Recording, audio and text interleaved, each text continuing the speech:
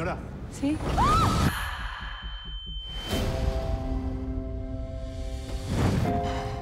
¿Sabe usted quién soy, licenciada?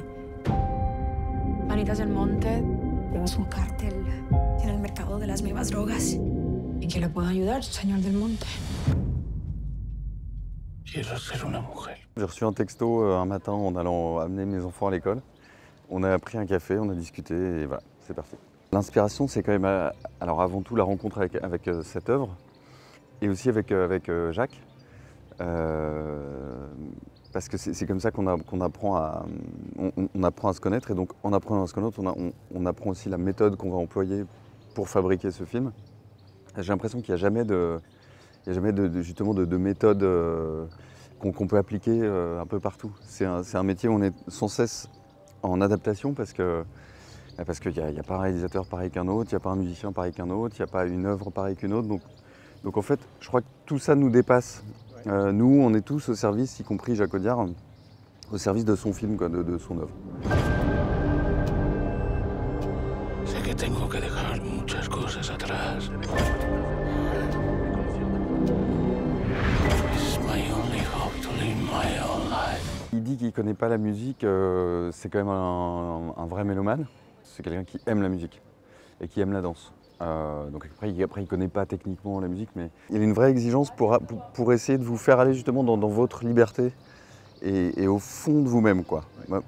Il y a un truc où c'est pas facile parce qu'on cherche, il peut y avoir beaucoup de versions, et il va dire non mais il faut chercher encore, même s'il n'a pas forcément les mots ou la solution, musicalement, mais par contre, il va vous demander d'aller chercher au fond de vous-même, va aller creuser vraiment l'inspiration. ¿De quién hablamos hoy y ahora?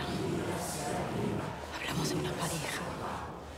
La pareja que formaba mi cliente con su esposo, al que lo acusan de haberla asesinado. Au départ, on avait ce qu'on appelle un traitement, c'est-à-dire c'était une sorte de nouvelle de 30 pages à peu près. Et à partir de laquelle, en fait, il voulait que la musique soit partie prenante de l'écriture du scénario. Donc on lisait ces pages, et au fur et à mesure, on lui disait bah, tiens, ça fait chanson. Ça, c'est un massif, comme il dit. Il appelle ça des massifs, hein, des massifs qui rythmaient le film comme ça, des gros moments de chanson. Et on pointait du doigt certains moments qui, pour nous, faisaient chanson, étant donné qu'on avait choisi de ne pas musiquer les dialogues, c'est-à-dire qu'on ne voulait pas tout chanter. Par contre, il y avait des thèmes qui nous semblaient forts dans certains passages, suffisamment forts en tout cas pour accueillir une chanson. Ir hacia arriba, ir hacia abajo, ir hacia arriba, ir hacia abajo, ir hacia arriba. ¿De qué hablamos hoy y ahora? La chanson, c'est une sorte de catalyseur quand même de pas mal de choses, de narration aussi, d'émotion. Et donc, ça forme un petit concentré qui raconte beaucoup de choses en fait, et donc qui lui permettait à lui de gagner des pages et des pages d'élaguer son scénario.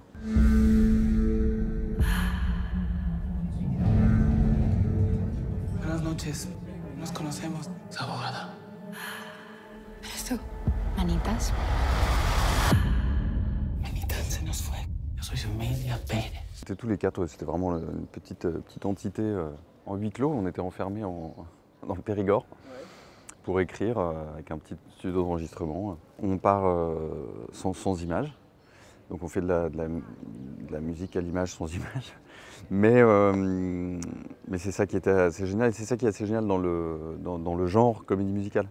C'est-à-dire que c'est des allers-retours permanents entre la musique et l'image, la musique étant au service de l'image, puis l'image au service de ce qu'on a fait en amont. Hablamos de violencia, de amor, de muerte. Hablamos de un país que sufre. Jacques, à un moment, a voulu faire une sorte de film, non pas muet, mais un film aveugle, quoi, si je puis dire. C'est-à-dire qu'on n'avait pas d'image, mais on avait toute la trame sonore du film. En gros, on avait fait quasiment tous les dialogues, et Camille a interprété toutes les chanteuses du film, en changeant de voix et tout ça. Et donc, il avait tout son film en audio, pour se rendre compte un petit peu de comment il allait mettre tout ça en scène, et tout ça, voilà les couleurs. Donc là, c'était vraiment la musique au début qui avait une énorme marge de liberté. Puis après, évidemment, toute la machine cinéma s'est mise en place avec le casting, les acteurs, le plateau, la post-prod, le montage et tout ça. Donc là, à nouveau, c'est la musique qui se met au service de l'image qu'on découvre tous après coup. ¿De quién hablamos hoy y ahora? Hablamos de una pareja. La pareja que formaba mi cliente con su esposa, a quien no pudo evitar que se quitara la vida. Una pareja próspera, envidiada, pero una pareja pródiga. Pour Camille, c'est un vrai travail d'accepter de lâcher sa voix. Nous aussi d'ailleurs, parce qu'on était tous habitués à ses interprétations à elle, qu'il a fallu qu'on se fasse aux interprétations des autres, aux tonalités des autres, parce que parfois il fallait changer les tonalités. Mais Camille n'est pas absente quand même de la trame musicale du film, parce que sa voix est présente sur le score, aussi ce qu'on appelle le score, c'est-à-dire c'est la musique du film qui n'est pas des chansons. Il y a beaucoup la voix de Camille à l'intérieur des chœurs. Moi j'aime beaucoup écrire pour chœur, Camille aussi. Et donc pour nous c'était un peu une évidence que la partition musicale, les chansons soient ornées de ces chœurs. On a décidé de faire de la voix aussi un troisième plan, je dirais, qui est le plan justement du score, où finalement la voix est aussi présente sur le score. Donc il y a un peu trois plans vocaux, il y a les voix dialoguées, il y a les voix chantées dans les chansons, et ces chœurs un peu, Jacques il dirait chœurs séraphiques ou chimériques, ces chœurs qu'il y a dans le score, qui sont un autre plan sonore, ouais, effectivement, qui sont très présents. ¿Qué haces por acá? Te necesito. Traiga a mis hijos de regreso conmigo a México. No puedo vivir sin ellos. ¿Y tú conoces a Amelia Pérez? On était tous les quatre un peu vierges d'expérience sur ce genre-là. Moi, j'avais participé à la comédie musicale Annette de Léos Carax, mais un petit peu plus sur un métier un peu plus technique, je dirais. J'étais orchestrateur, arrangeur, je n'étais pas compositeur. Moi, ça me plaît plutôt d'inventer, de partir de quelque chose de tout à fait neuf, parce que, comme je disais tout à l'heure, il n'y a pas de méthode de toute façon. Donc même si on avait fait chacun 12 comédies musicales, bah, ce serait nouveau en fait, parce que voilà, on ne se connaissait pas. Donc j'aime plutôt ce côté, on ne connaît pas, on y va justement, on est frais quoi. Eso sería muy peligroso para ti. Me arrepiento de muchas cosas. Quiero hacer el bien. Esta gente habla, pero ahora no van a pagar, no van a pagar. Por primera vez me amé a mí misma. Le cinéma, c'est vrai que c'est une affaire d'équipe. Tout est très très dilué, mais en général pour le mieux, pour le bien. Mais donc les équipes son, effectivement, elles sont énormes, surtout dans une comédie musicale. Quien dime quién en México no los quería, por favor, no es ningún cuento de hadas. Es una historia de amor. Il y a quelques endroits, on n'en a pas fait un dogme, c'est pas du tout sur tout le film, mais il y a quelques endroits où les sons du réel se mélangent avec la musique, quoi. Bah, par exemple, c'est le cas sur les... Je vais pas tout dire, mais quand ils arrangent leur fusil, il y a une sorte de rythmique qui se met en place avec presque une petite chorégraphie, voilà, de fusil de chasse. Forcément, il y a des équipes énormes et moi, je suis aidé dans ces cas-là d'assistants, de monteurs musique, d'orchestrateurs parfois, de co-orchestrateurs, de co-arrangeurs.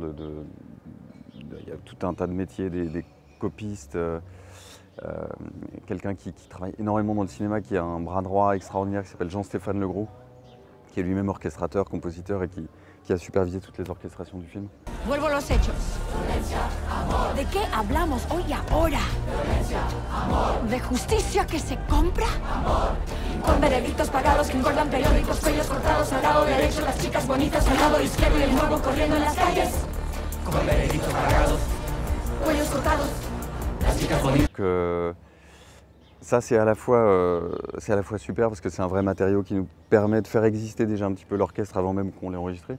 Mais c'est un peu à double tranchant parce que nous on sait que rien ne remplacera un vrai orchestre quand même. Le vrai phrasé d'un orchestre et les accidents qui peuvent aussi se produire quand on a je sais pas, 40 musiciens en face de soi et qu'on apprend encore, on est encore en train d'évoluer sur la partition quand on entend ce qui se passe en vrai.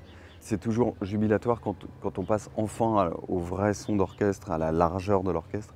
Après, il y a un petit côté parfois un peu difficile du fait qu'on s'habitue aussi aux maquettes et donc à ces librairies de samples. Et parfois, j'allais dire surtout pour les gens de l'image, c'est dur de se défaire de ça. Au même titre que c'est dur pour Camille parfois d'avoir laissé sa voix pour la laisser se réincarner dans d'autres actrices. Là, il faut oublier un peu ces maquettes, là aussi. Sí, por favor.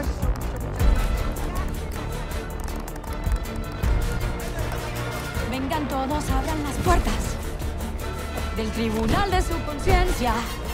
On est allé sur le tournage sur des scènes qui nécessitaient un peu de supervision musicale, donc des grosses scènes comme la scène d'ouverture, la scène sur le marché, la scène dans l'hôpital, la scène avec l'enfant. Oui, il y a eu des moments où il fallait répéter tous les figurants, les chœurs, ça qui a beaucoup bossé. Et nous, on venait en renfort en fait pour ces moments-là. Il y a eu aussi un seul moment, mais pour l'enfant quand il chante, où je l'accompagnais moi au piano derrière pour pas qu'il soit esclave d'un métronome, d'un clic. Donc voilà, il y a eu des petits moments comme ça où il fallait être présent. Ouais. Oigan, respondan mi pregunta. Les décors, j'adore ça, fabriquer fabriquer plein de trucs comme ça, c'est complètement dingue. Parce qu'on a tout fait donc en décor, pas en décor naturel quoi. C'est que du studio, ouais. Quasiment que du studio. Il y a quelques plans de Mexico. Sinon, c'est que du studio, ouais. ¿No piensas, de vez en cuando, en todo lo que hizo Manitas? Ya no sé quién es Manitas. La post-production a été quand même assez longue, de septembre à avril-mai, quoi. Donc, j'ai pas la sensation d'avoir découvert le film. C'est une espèce de... Il s'est découvert petit à petit au fur et à mesure des mois de travail quoi, avec la monteuse, avec Jacques, avec Camille, et avec toutes les équipes son. J'ai l'impression que je l'ai véritablement découvert à Cannes grâce aux réactions du public aussi. J'ai l'impression que c'est là la vraie découverte du film. Avant, on est tellement dans une machine ça fait tellement des années qu'on travaille dessus qu'on... J'étais pas complètement dans l'émotion, j'étais que dans l'analyse et dans la fabrication en fait, dans l'artisanat. Donc je l'ai vraiment découvert à Cannes. J'ai l'impression qu'il y a une vraie ferveur, un vrai enthousiasme tout de suite quoi, à la fin du film. Donc ça a été un vrai choc. Je me suis dit ça y est, on le partage avec le monde quoi, enfin quoi. No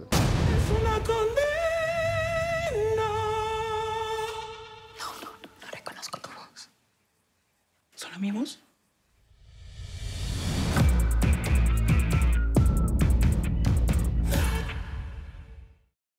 Je termine un disque avec Salvatore Adamo, je fais un disque avec Thomas Fersen, je commence un film d'animation avec Guillaume Gallienne, que Guillaume Gallienne réalise, pardon, et la tournée de Camille qui arrive à l'automne prochain. Moi, je fais ce métier pour les rencontres, vraiment, c'est ce qui me nourrit, c'est ce qui fait qu'aujourd'hui j'avance, j'apprends tout le temps. Donc, toutes les rencontres que j'ai faites jusqu'à maintenant, j'ai eu beaucoup de chance que j'ai rencontré des gens vraiment extraordinaires qui m'ont tout le temps appris, quoi, tout le temps appris. Et pas forcément d'ailleurs que des artistes, j'allais dire, mais aussi des producteurs. Philippe Martin, par exemple, c'est grâce à lui des films Péléas. C'est grâce à lui qu'on s'est rencontrés avec Jacques Audiard. Je viens de la musique classique, j'ai eu des profs qui ont été des mentors, quoi, des vrais. Mon père aussi, qui était